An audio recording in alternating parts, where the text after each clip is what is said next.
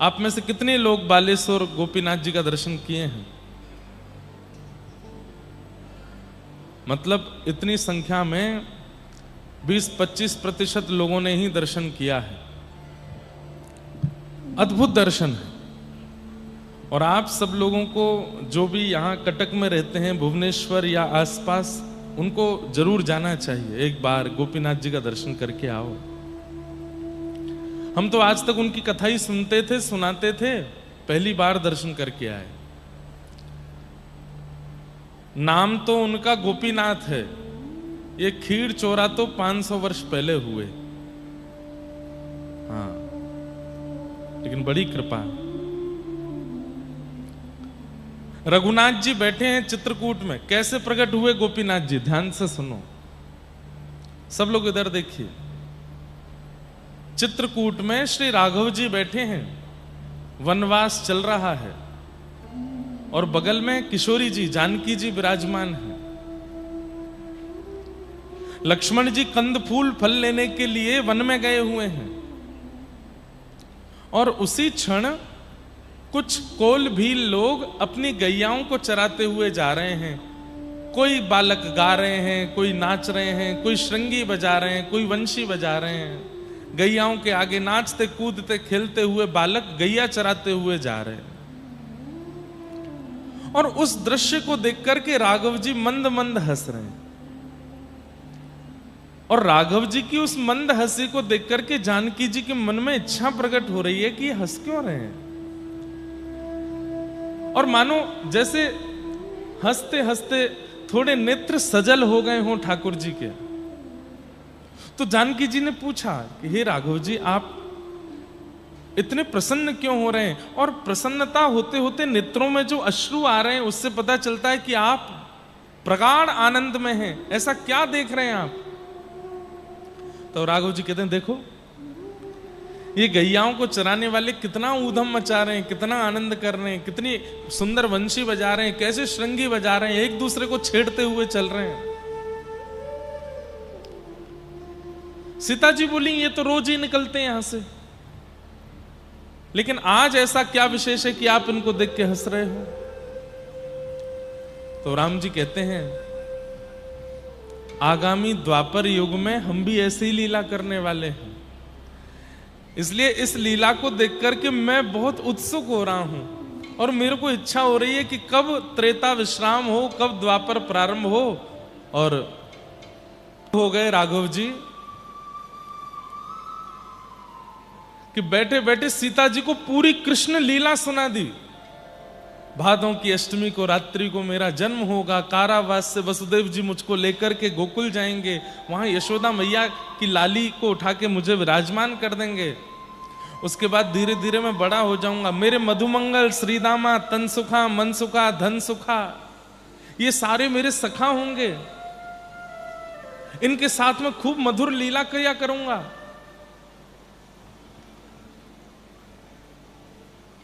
इंद्र का मान मर्दन करने के लिए एक बार मैं गिरिराज धारण करूंगा। गोपियों की इच्छा पूरी करने के लिए एक बार मैं रास विहार करूंगा। ऐसा रास विहार का वर्णन किया कि सीता जी बैठे बैठे नेत्रों से अश्रुपात करने लगी। बोले कि अब तो कृपा करके आपको हमको भी लेके चलना पड़ेगा। तब ठाकुर जी कहते हैं, सीता जी आप ही तो श्री जानकी जी के रूप में आएंगे, आप ही तो साक्षात प्रिया जी के रूप में, राधा जी के रूप में आएंगे और सब लीला का आस्वादन करेंगे।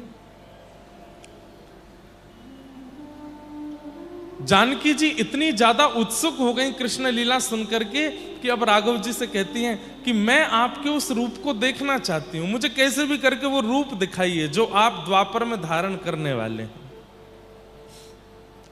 तब राम जी अपना धनुष बाण लेते हैं और उसकी नोक से चित्रकूट के कामदगिरी पर्वत की एक शिला को छेदन करके अपने स्वरूप का निर्माण करते हैं। वही हैं खीर चोरा गोपीनाथ, बालेश्वर में विराजमान। उस रूप का निर्माण करते हैं। जैसे ही वो भाव प्रकट होता है, रूप प्रकट होता है, मंत्रमुग्ध हो जाते हैं श्री सिया जी। कहते हैं जितने वर्ष ठाकुर जी चित्रकूट में विराजे, श्री सीता जी गोपीनाथ जी की ही सेवा करती हैं। चित्रकूट बिहारी हैं ये। चित्रकूट बिहारी में वृंदावन बिहारी लाल, और सेवा किनसे हो रही है? सीता जी से। और वो वृंदावन बिहारी लाल जो अभी तक प्रकट ही नहीं हुए हैं, अभी एक युग बाद जिनको प्रकट होना है, उनका रूप प्रकट हो गया। कह दिया जाए तो कोई अतिशयोक्ति नहीं, भारत के सबसे प्राचीन ठाकुर हैं। 2 करोड़ वर्ष पुराना इतिहास है खीरचोरा गोपीनाथ जी का। आप जाके वहां दर्शन करेंगे तो एक ही शिलाखंड में ठाकुर जी के पूरे स्वरूप, नीचे गौचारण लीला है। जब अंग दर्शन होता है ठाकुर जी का, पता नहीं सबको होता है कि नहीं, हमको तो करा दिया। ब्रजवासी होने का हमको फायदा मिलता है। नीचे गौचारण लीला, उसके बाद एक तरफ 4 सखा, एक तरफ 4 सखी, ऊपर मुष्टिक चानूर और 3 बदरी फल, और बीच में ठाकुर जी। 9 अवकाश हैं ठाकुर जी के श्री अंग में। वो 9 अवकाश ही नवदा भक्ति हैं। श्रवणम कीर्तनम विष्णु स्मरणम पाद सेवनम अर्चनम वंदनम दास्यम सख्य आत्मनिवेदनम। चित्रकूट से आगे की लीला जब प्रारंभ होने लगी तब भगवान ने महादेव और ब्रह्मा जी का आवाहन किया, और श्री राम जी ने गोपीनाथ जी की सेवा, सुबह की दिन की सेवा तो ब्रह्मा जी को प्रदान की, और रात्रि की सेवा देवादिदेव महादेव को प्रदान की। अष्टयाम सेवा होती है। इस प्रकार से चित्रकूट में महादेव और ब्रह्मा जी के द्वारा उनकी सेवा होने लगी। फिर कालांतर में कलयुग में एक राजा जिनका नाम नृसिंह देव था, जो कि गजपति राजा थे पुरी के, वे अपनी पत्नी के साथ तीर्थ यात्रा पर निकले थे। और तीर्थ यात्रा करते करते जब वे चित्रकूट पहुंचे, और चित्रकूट में कामतानाथ भगवान पर्वत के ऊपर जब गोपीनाथ जी का दर्शन किया, तो उनकी जो पत्नी थी वो इतनी भाव विह्वल हो गई कि राजा कहे चलो, और वो चले ही ना, वहीं बैठी रहे। और उनको देख करके कहे मैं तो इनको लेके जाऊंगी। एक बात याद रखना, ठाकुर जी यदि आपको चुन लेंगे तो आपका चित्त और कहीं लग नहीं पाएगा। जगन्नाथ जी को देख करके आए, उसके बाद में कहीं और भी मन जा रहा है, किसी और भाव में भी मन लग रहा है, किसी और स्थिति में भी आपकी स्थिति, आपकी स्मृति जा रही है, तो इसका मतलब ठाकुर जी ने आपको स्वीकार नहीं किया। ठाकुर जी स्वीकार करेंगे तो कैसा होगा? जगन्नाथपुरी से भुवनेश्वर आओगे तो भुवनेश्वर भी नीलाचल धाम जैसा लगेगा, एयरपोर्ट भी नीलाचल धाम जैसा लगेगा, हवाई जहाज भी जगन्नाथ जी जैसे लगेंगे, हवाई जहाज में विचरण करने वाली एयर होस्टेज भी जगन्नाथ जी जैसी लगेंगी, दिल्ली उतरने के बाद भी दिल्ली भी नीलाचल धाम जैसा ही लगेगा। जित देखूं उदित श्याममयी है, और बस नेत्रों से अविरल अश्रुधार, और बस व्याकुलता रहेगी चित्त में, कब जाएं वापस, कब जाएं वापस। अरे नहीं जाया जा रहा वापस संसार में, वापस वहीं जाना है उन्हीं के पास। तब समझो ठाकुर जी ने आपका वर्ण किया। आपने ठाकुर जी को देखा तो आप ठाकुर जी के अलावा सब कुछ देख पाओगे, लेकिन ठाकुर जी ने यदि आपको देखा तो ठाकुर जी को देखने के बाद जहां देखोगे वहां ठाकुर जी ही दिखेंगे, उन जैसी ही दृष्टि। भक्तिमती मीराबाई जहां देखती हैं वहीं ठाकुर जी दिखने लगते हैं।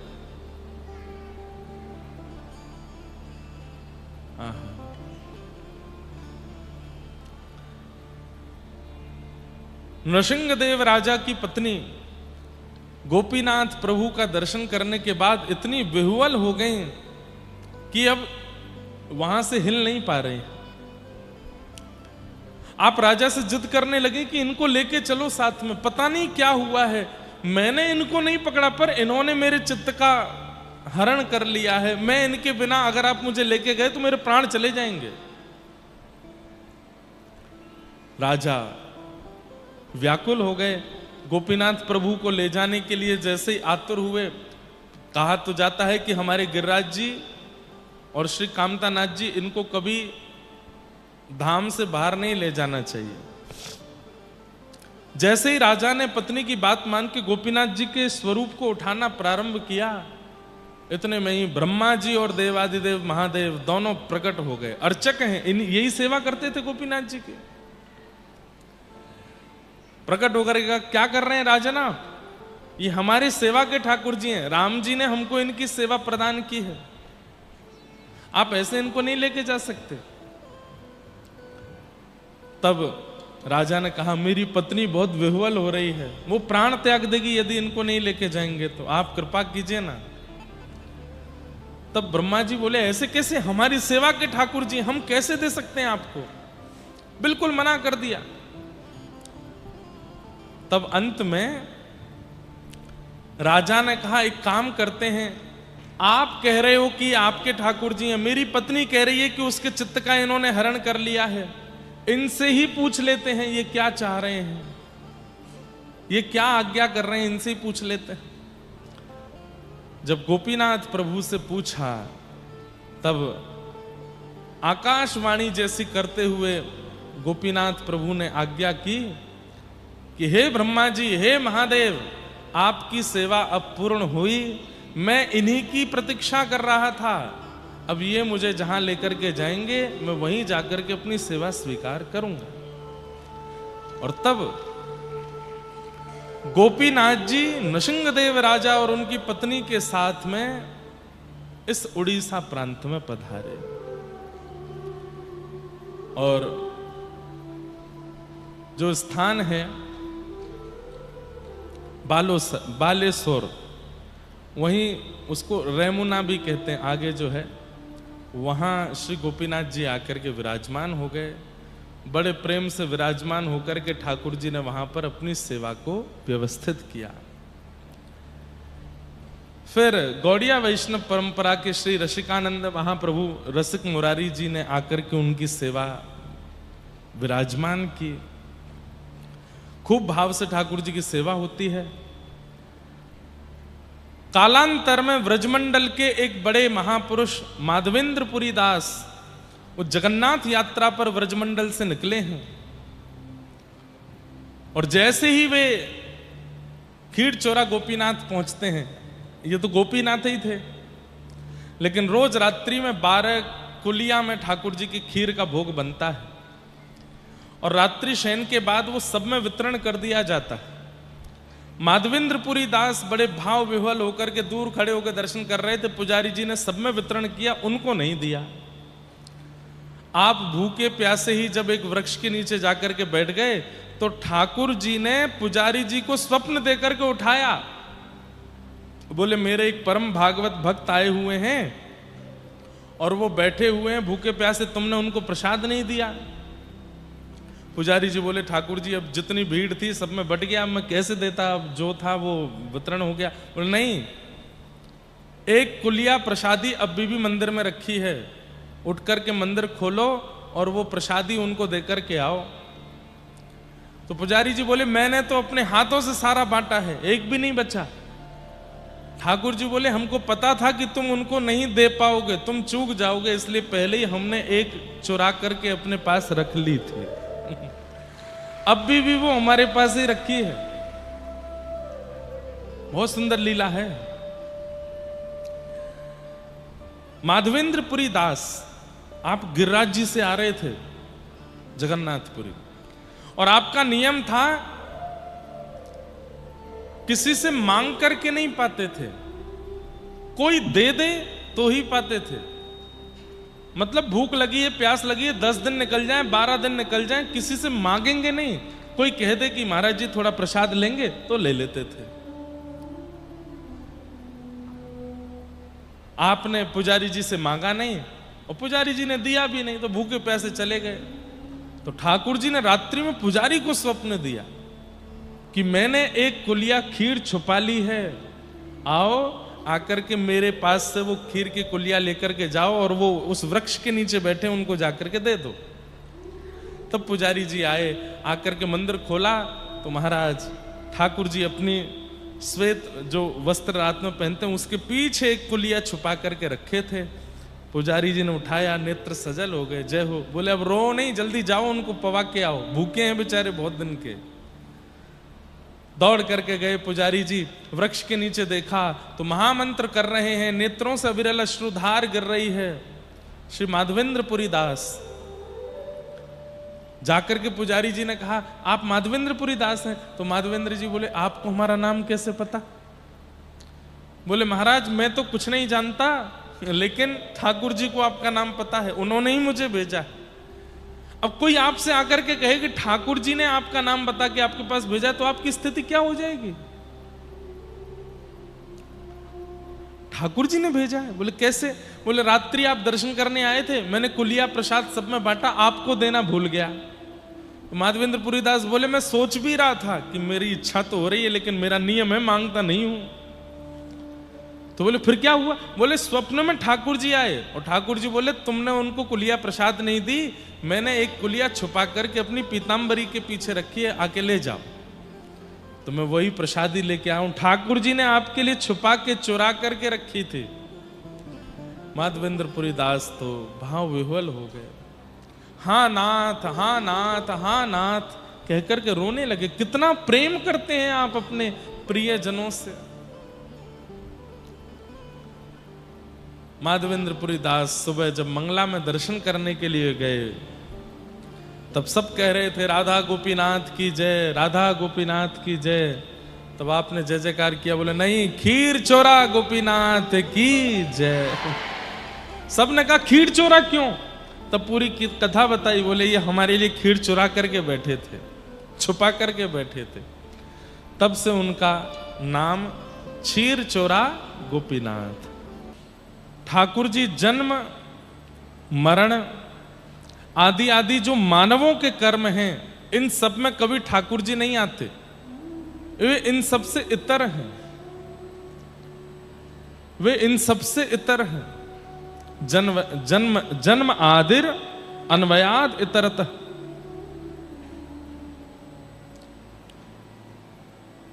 लेकिन कई लोग एक कथा सुनाते हैं जगन्नाथ जी को लेकर के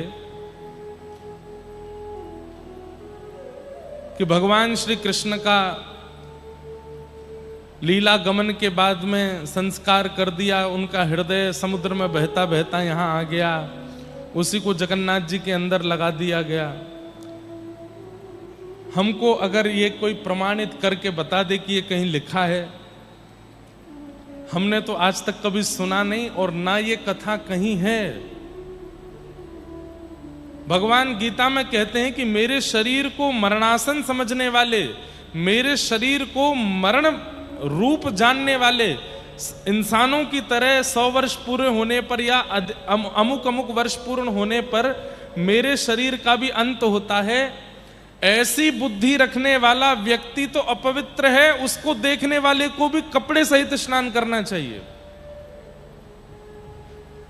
ये कहां से ये कथा आ गई है कि भगवान का हृदय बहता हुआ आ गया? अरे पहली बात तो ये कहना ही गलत है कि उनकी चिता को अग्नि लगाई। कैसे कह सकते हैं हम इस बात को? ठाकुर जी अवतार लेते हैं और अंतर ध्यान हो जाते हैं, वो मातृ गर्भ से प्रकट होते हैं, लेकिन हमारी आपकी तरह मरणासन स्थिति में कभी नहीं जाते।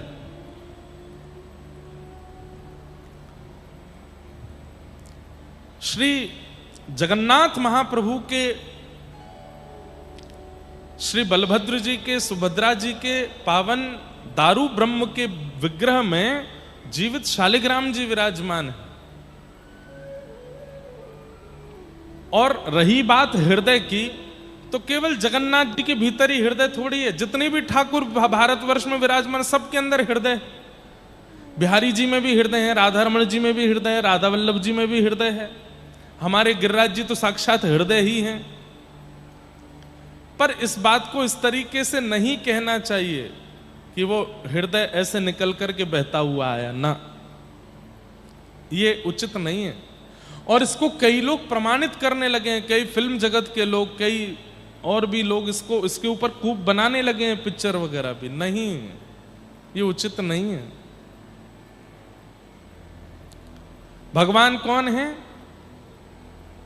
जो जन्म मृत्यु आदि आदि मानवों की जितनी भी क्रियाएं हैं उनसे जो बिल्कुल इतर हैं वही परमात्मा है। जन्माद्यस्य तोन्वयादितरतः चार्थे स्वविज्ञ स्वराट। वो अविज्ञ हैं, अनविज्ञ नहीं है, सब जानते हैं, उन्हें सब पता है।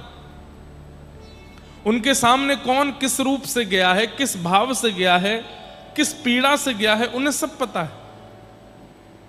मैं कथाओं में कहा करता हूं कि महाप्रभु जगन्नाथ जी के नेत्रों में पलक नहीं है।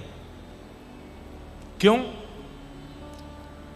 पलक नहीं है? उसके दो कारण। पहला कारण, इतनी भीड़ में लोग मेरा दर्शन करने आते हैं, कहीं दर्शन करने वाले ने भीड़ के कारण उसकी पलक झपक गई और वो मुझे नहीं देख पाया, तो मैं अपनी पलक खुली रखूंगा ताकि मैं उसको देख लूं। वो भले ही मुझे नहीं देख पाया, मैं उसको देख लूंगा। इसलिए अनमिष नेत्र हैं, निमिष कहते हैं इनको। महाप्रभु जगन्नाथ जी के अनमिष नेत्र हैं, अपलक नेत्रों से ऐसे ही रहते हैं। और कोई बहुत भीड़ भाड़ में नहीं भी देख पाता तो कहते टेंशन नहीं, मैं देख रहा हूं ना। और एक बात बोलूं, पूरे विश्व में जितने भी मंदिर हैं वहां हम दर्शन करने जाते हैं, ठाकुर जी को हम देखने जाते हैं, पर महाप्रभु जगन्नाथ जी का ऐसा स्थान है जहां हम खुद को दिखाने जाते हैं, हम अपने आप को बताने जाते हैं, दिखाने जाते हैं। ठाकुर जी हमको देखते हैं, ठाकुर जी हमको देखते हैं। तो पहला कारण, ठाकुर जी के अनमिष नेत्र क्यों हैं? कहीं तुम देखने में चूक जाओ तो टेंशन नहीं लेना, मैं तुमको देख रहा हूं, मेरी दृष्टि तुम पर पड़ रही है। चार्थे स्वविज्ञ स्वराट, वे अविज्ञ हैं, सब जानते हैं। दूसरा कारण ठाकुर जी के नेत्र खुले रहने का क्या है? कई बार हम जब ठाकुर जी के सन्मुख जाते हैं इतने भावुक हो जाते हैं, इतनी सारी भावनाएं मन में आने लग जाती हैं कि हम मूल बात ठाकुर जी से कह ही नहीं पाते। ठाकुर जी अपने नेत्रों को गाढ़ करके हमको देखते हैं, खूब चौड़ा चौड़ा खोल करके देखते हैं, ताकि केवल बाह्य रूप से ना दिखें, हमारे मस्तिष्क को भी वो देख लें, हमारे हृदय को भी वो देख लें, हमारे अंतरंग में चल रही जितनी भी भावना विचारधारा सबका दर्शन वो कर लें। इसलिए बड़े बड़े नेत्रों से हमको देखते रहते हैं। वे अविज्ञ हैं, अनविज्ञ नहीं है, सब जानते हैं, उन्हें सब पता है, उन्हें कुछ बताने की आवश्यकता नहीं है। आप तो बस उनके सामने चले जाओ, उन्हें सब पता है। आप कहोगे महाराज जी सब पता होने के बाद भी कई बार हमारे साथ गलत हो रहा होता है। ठाकुर जी को सब पता है तो फिर भी हमारे साथ गलत क्यों होता है? ठाकुर जी गलत नहीं करते। हमारी कोई क्रिया, हमारा कोई प्रारब्ध, हमारा कोई कर्म है, हमारा कोई संचित कर्म है, इस जन्म का है, पूर्व जन्म का है, कौन से जन्म का है, हमें नहीं पता, हम बस उसको भोग रहे हैं। ठाकुर जी हमको पीड़ा नहीं देते। एक बात बहुत ध्यान से सुनना, पूरे विश्व में 8 अरब से ज्यादा मानवों की जनसंख्या है। कितनी पक्षियों की, कितनी पशुओं की, कितनी जलचरों की, थलचरों की जनसंख्या, ये तो गिनी नहीं गई है। और ठाकुर जी सबका ध्यान रखते हैं। चींटी के पग नूपुर बांजे तो भी साहिब सुनता है। अब चींटियां कितनी हैं? कटक की वोटिंग लिस्ट में जो जनसंख्या होगी वो चाहे लाखों में हो, करोड़ों में हो, हमें नहीं पता, लेकिन अगर कटक में कितनी चींटी हैं इसकी गिनती की जाए तो अरबों खरबों तो गिनती हो जाएगी। और उन सब का ध्यान भी ठाकुर जी रखते हैं। जल में जितनी मछलियां हैं सबका ध्यान ठाकुर जी रखते हैं। आकाश में उड़ने वाले जितने पक्षी हैं सबका ध्यान ठाकुर जी रखते हैं। हमारी धरती पर कितने ऐसे देश प्रदेश हैं जहां पर मानव है ही नहीं, वहां पर रहने वाले जीवों की भी रक्षा ठाकुर जी करते हैं। इतने प्रचंड इस संसार में ठाकुर जी मेरे लिए समय निकालते होंगे कि इसको दुख देना है, इसने बहुत गलत किया है। उनके पास इतना समय है। और ये तो रही यहां की बात, फिर 33 कोटि देवता भी हैं, तीनों लोक भी हैं, भगवान की पूरी प्रकृति भी है। और इस प्रकृति में वृक्ष भी जीवित रहते हैं, उनका ध्यान भी ठाकुर जी रखते हैं, उनको भी कर्म फल आदि से प्राप्त होता है। इतने भयावह, इतने व्यस्ततम इस संसार में ठाकुर जी मेरे लिए समय निकालते होंगे। चल बेटा तुझे कष्ट देता हूं। ठाकुर जी को पता भी नहीं होगा कि हम कहां हैं, कौन हैं। और अब इससे भी बड़ी एक बात और कह दूं, भगवान के एक रोए में, ये जो शरीर के रोए हैं, एक रोए के अंदर 1 करोड़ ब्रह्मांड हैं। एक ब्रह्मांड में एक पृथ्वी है, ऐसे 1 करोड़ ब्रह्मांड भगवान के एक रोए के अंदर है। यदि संपूर्ण शरीर में देखा जाए तो 3.5 करोड़ रोए हैं। 3.5 करोड़ रोए में कितने ब्रह्मांड हैं? उस कौन से ब्रह्मांड के कौन सी पृथ्वी में मैं रहता हूं, ठाकुर जी को क्या पता होगा। अब बात अगर आती है कि ठाकुर जी को क्या पता होगा, तो यह बात तो गलत है। ठाकुर जी को सब पता है, लेकिन हमें कष्ट देना, हमें सुख देना, हमारे साथ बुरा करना, हमारे साथ अच्छा करना, ये ठाकुर जी की लीला नहीं है, ये प्रकृति है।